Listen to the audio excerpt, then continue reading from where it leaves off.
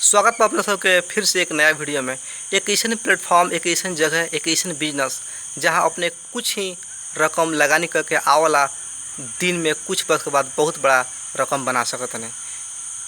दुनिया के हर धनिक लोग, अमीर लोग ई सिस्टम से जुड़ल बा, ई प्लेटफॉर्म से जुड़ल बा।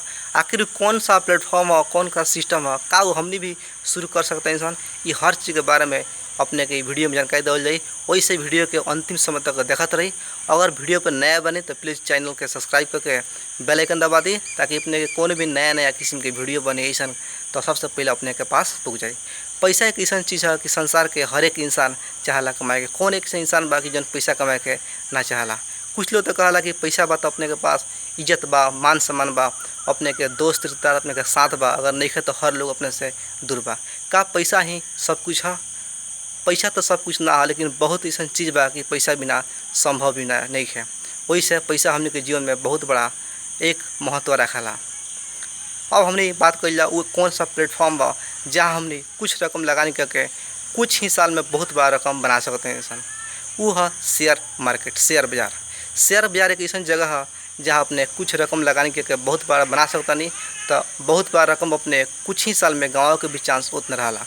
वही से अपने के सही जानकारी, सही नॉलेज लेके अगर इस जगह पर अपने आएम और अच्छा से अपने लगाने के निरंतर रखें तो आवेला दिन अपने खातर बा और बहुत बड़ा अपने एक नेटवर्क अपने संपत्ति यहाँ से तैयार कर सकते हैं इंसान। ये वीडियो में हमने वो सिस्टम में आवे खतर में संपूर्ण प्रक्रिया का, संपूर्ण प्रोसेस का ओकरा बारे में जानल जाम। आखिर कौन रास्ता कि जमना के माध्यम से हमने आगे बढ़ सकते हैं इंसान। वो सिस्टम में आवे खतर में का करे के पड़ी, कौन कौन प्रक्रिया है जौन की हमने के भी अपना के बिहान के दिन में शेयर बाजार में लगानी कर सकते हैं इंसान।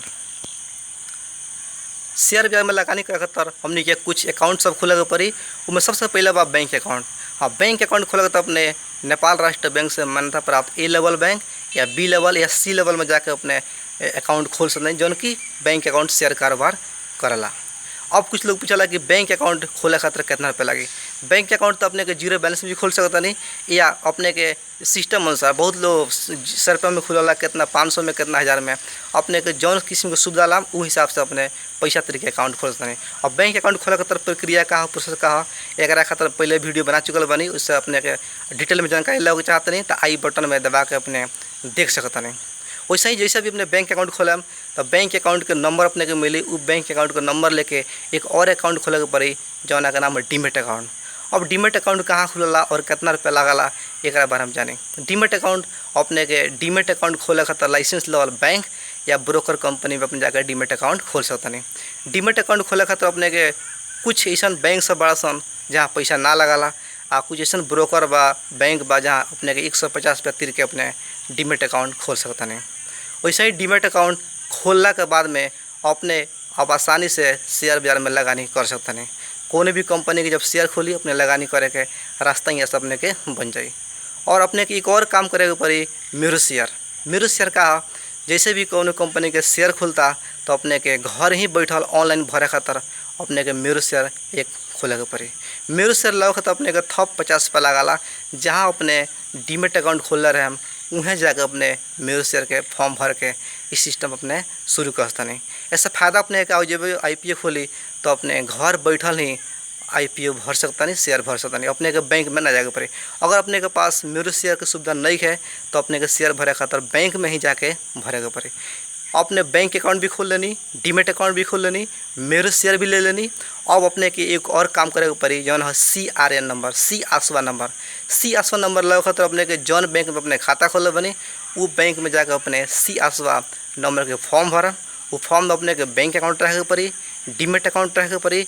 इस सिस्टम कैला के बाद में अपने के एक और क्रिएट हो जाए जना का CR नंबर होला, ये चीज़ अपने के क्रिएट हो जाए। CR नंबर लाला के बाद में कोई भी कंपनी के IPO खुलता तो अपने आसानी से मैं भर सकता नहीं।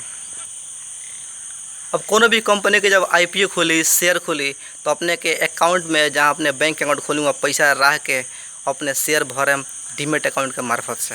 अपने के डीमेट अकाउंट बैंक अकाउंट से लिंक रहला। जैसे अपने के डीमेट अकाउंट नंबर भर के अपने ऑनलाइन म्यूचुअल शेयर के माध्यम से या बैंक में जाकर पैसा भरम तो अपने के बैंक अकाउंट में रहल पैसा ब्लॉक हो जाए। और जैसे अपने के शेयर नाम पर पड़ी तो अपने अकाउंट में से जितना शेयर भरला रहा उतना रुपया अपने के निकल के वो जहाँ शेयर खुला कंपनी में चल जाए। अगर अपने के नाम पर शेयर ना पड़ी तो अपने के जो अमाउंट ब्लॉक कर रहे बैंक वो अपने के रिलीज कर दी। अब हमने जान लिया कि बैंक अकाउंट भी खोलने सन, डीमेट भी खोलने सन, हमने के नाम पर अगर शेयर पड़ गई, अब इस शेयर के बेचे खातिर का करे के पड़े। शेयर के बेचे खातिर हमने के एक और काम करे के पड़ी, जना का नाम है ट्रेडिंग अकाउंट। ट्रेडिंग अकाउंट खोले के पड़ी। अब ट्रेडिंग अकाउंट कहाँ खुलला और कितना रुपया लगला। ट्रेडिंग अकाउंट खोले खातिर हमके नेपाल कंटेंट में दलाल कंपनी, ब्रोकर कंपनी ये सब कारोबार कर रहा है। बैंक में अपने भी खोल सकता नहीं, लेकिन हमने के नेपाल कंटेंट में अभी ब्रोकर लोग के ही ट्रेडिंग अकाउंट खोले खातिर लाइसेंस मिलल बा। ट्रेडिंग अकाउंट खोले खातिर अपने के ब्रोकर कंपनी में जाए के पड़ी और ब्रोकर कंपनी में गइला के बाद में अपने के फॉर्म मिली, वो फॉर्म लेके अपने भर सकता नहीं, जिसमें अपने के बैंक अकाउंट चाहिए, डीमेट अकाउंट चाहिए, इस चीज़ के अपने ट्रेडिंग अकाउंट आसानी से खोल सकता नहीं।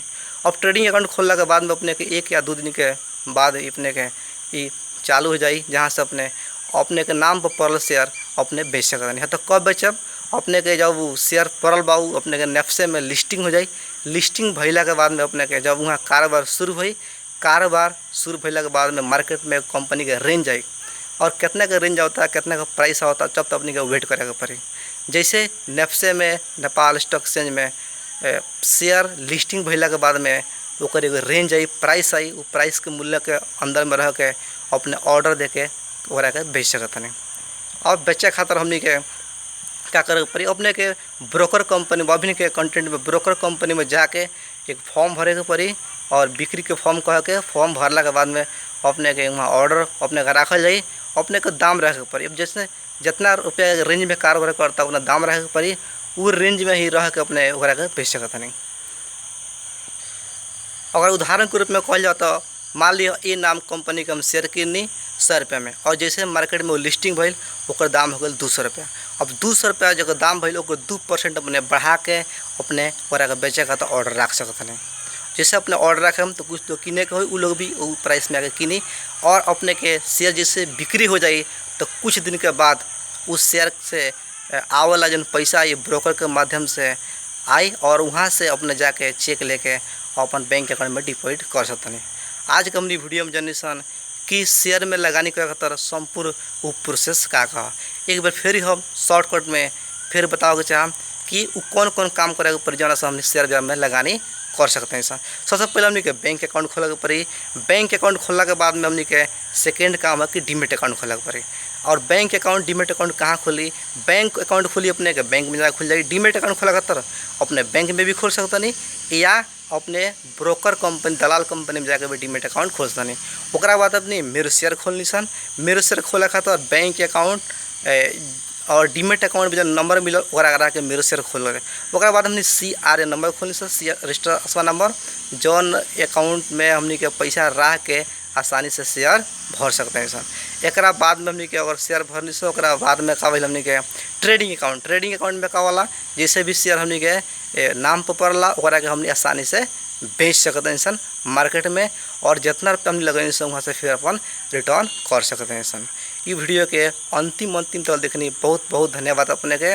और कोई भी बात अगर समझ में अपने का ना हो ना समझ में आयल हो या अन्य भी कोनो सवाल है ये संबंधी जुड़ल तो अपने कमेंट बॉक्स में कमेंट करके जानकारी दे सकते नहीं। अपने के हर सवाल के जवाब देवे के प्रयास करें। धन्यवाद।